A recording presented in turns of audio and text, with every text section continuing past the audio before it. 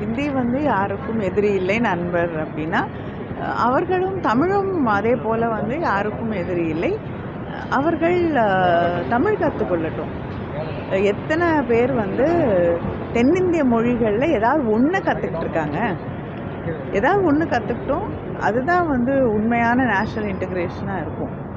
அதனால் நாங்களும் யாருக்கும் எதிரி இல்லை, எல்லோருக்கும் நண்பர்கள் தான். எங்களுடைய மொழிகளை கற்றுக்கொள்ளுங்கள். பெரியாரை தவிர்த்து தமிழக அரசியல் கிடையாது மேடம். தற்போது கொள்கை தலைவராக நிறைய பேர் பெரியாரை தான் குறிப்பிடுறாங்க. நடிகர் விஜய் கூட பெரியாரை தன்னோட கொள்கை தலைவராக சொல்லியிருக்காரு. ஆனால் இப்பொழுது நடந்த ஆர்எஸ்எஸ் மாநாட்டில் வந்து பார்த்தீங்கன்னா பெரியாரை விமர்சித்து ஒரு வீடியோ காட்சி வெளியாக இருக்குது. ஆனால் தற்போது வரை அது குறித்து அவர் எந்த ஒரு கருத்தும் தெரிவிக்காது. இது எப்படி பார்க்குறீங்க?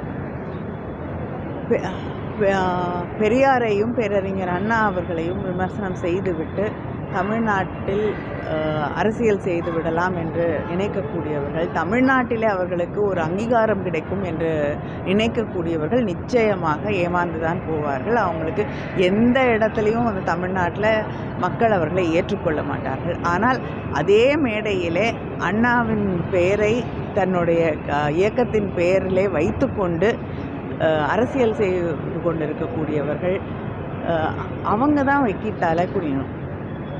ஏன்னா ஒரு வார்த்தை அதை எதிர்த்தோ அதை நாங்கள் கண்டிக்கிறோம் என்று சொல்லுவதற்கோ அவர்களுக்கு அங்கே அந்த தைரியம் கூட இல்லாத ஒரு சூழ்நிலையிலே அவர்கள் நிற்பதை பார்க்கும்பொழுது நாம் வெட்கப்பட வேண்டியதாக இருக்கு. கடைசி கேள்வி மேடம், அமித்ஷா வந்து தமிழகத்தில் வந்து திருப்பி எள்ளி இங்கே பரிச்சை